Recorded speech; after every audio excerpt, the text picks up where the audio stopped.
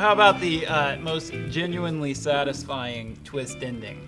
We all know the twist ending is hard to pull off, and since M. Night Shyalaman Ding Dong came along, everybody wants to do it. So Everyone's going to disagree with mine, but I really loved An Education. I thought the twist ending had a reason for being there. I don't know that I read it as a twist ending. I just thought it was. Oh, it's a totally twist ending. You think It's so? a twist ending, yeah. I can see that. I mean, because there's other stuff going on in the film, so that you don't really think about the twist ending. Because it's not like a twist ending movie. It's like, if you love The Usual Suspects, you'll love An Education. Right. That's weird. I saw that commercial and I thought that was Bryan Singer was a big outspoken fan. No, yeah, I mean, like, I think there has to be like something there. I mean, like, I think like Diabolique or like Rosemary's Baby or like The Sting, like the classic twist movies. There's a lot more to it. It's not just like, oh, well, so you can guess what the twist is as you go along. There's substance there to it. So I enjoyed Existenz, David Cronenberg. It's maybe the most lighthearted of David Cronenberg's movies about body horror. yeah, You know, it's like the most lighthearted of all Which is body to horror say, it's movies. the most lighthearted of David Cronenberg's movies. Kind of, but you know, there was something about the ending that seemed a little madcap. You know, it's like, Oh, it's very mag. yeah, so I appreciated that. I like it when it's either a Deus Ex Machina that I can actually kind of get behind, or if it's just a little absurd, you know, just absurd enough. And it's a double twist, as I remember it. It's a double, or even like a double 2.5. Like one of them you're kind of expecting, but then he's like, I know you were expecting that one, so here's one, and then he does another one at the end. They always have these absurd twists, but I kind of love them for that. Yeah. You mentioned Jack Nicholson's ill-advised role in The Departed, but I actually thought that was a pretty satisfying.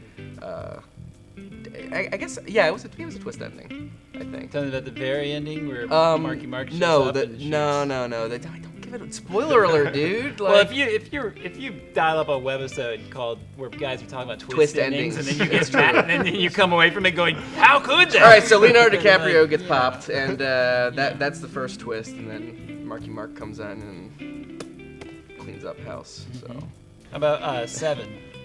No? no.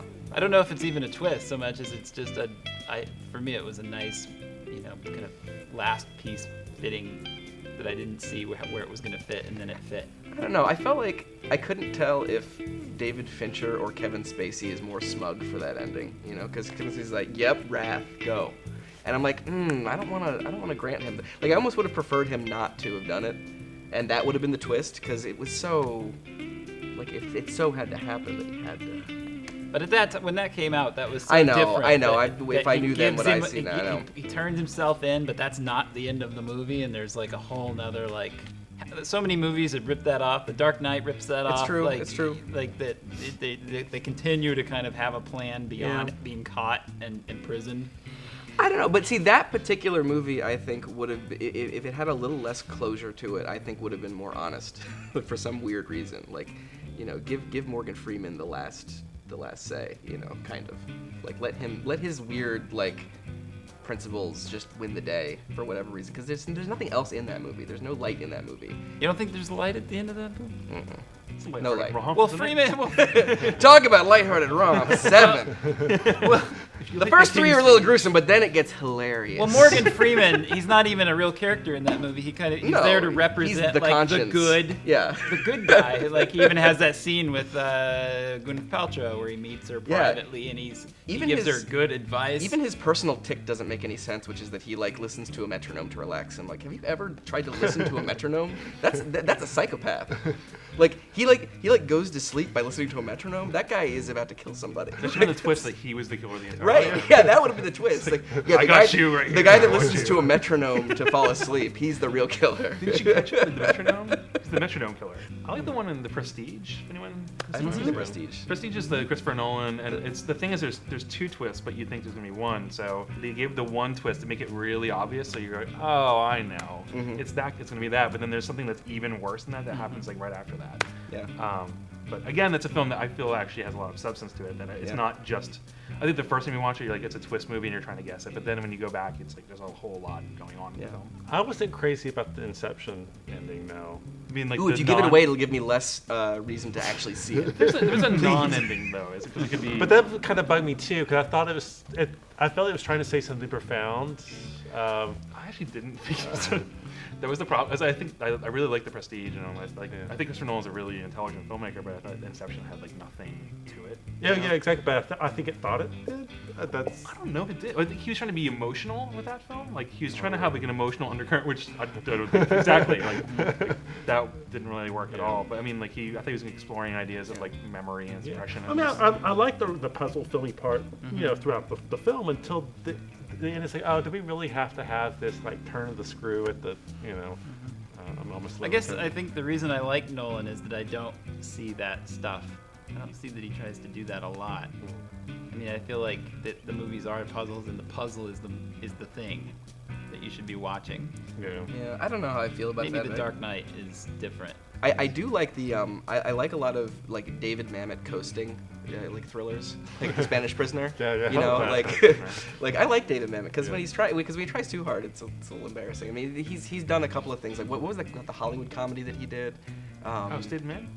Yeah. Oh, I love State of Man. That's the movie that did have one of the. I think I laughed. I didn't like State and Maine, but isn't there a point where I think this is the right movie where Alec Baldwin has a little kid with him, and he says to he's like, what is a great pastime? It's baseball. It's like, son, that's the national sport. Yeah, it's just the way he delivers Yeah. that line. It's so.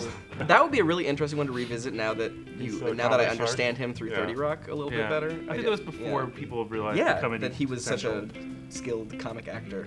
All right, back to the twist ending, though. Yeah, twist ending. Well, just to finalize it, I don't know that we can talk about it without talking about M. Night. What you Shyamalan think Ding of, Dong. Shyamalan or Shyamalan. He's a local hero. Shyamalan? Shyamalan. Shyamalan? I'm actually not a fan of his. Even The Sixth Sense I don't like.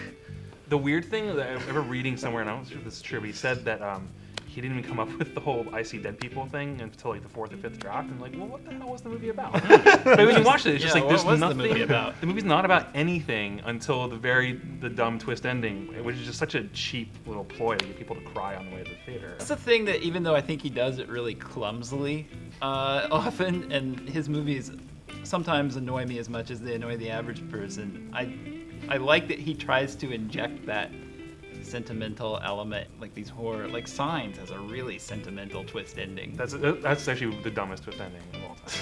Yeah, With it's the water? Yeah. yeah. Well, it's not just the water; it's like all the things that the wife said while she was pinned to the tree. But like, just to like interrupt your scariest scene of your movie to go to this like 4-minute scene of like a woman saying goodbye to her husband while she's been pinned to a tree. I mean, it's ludicrous, but like just the balls to even Another attempt one I gotta something put like back that. on my queue here.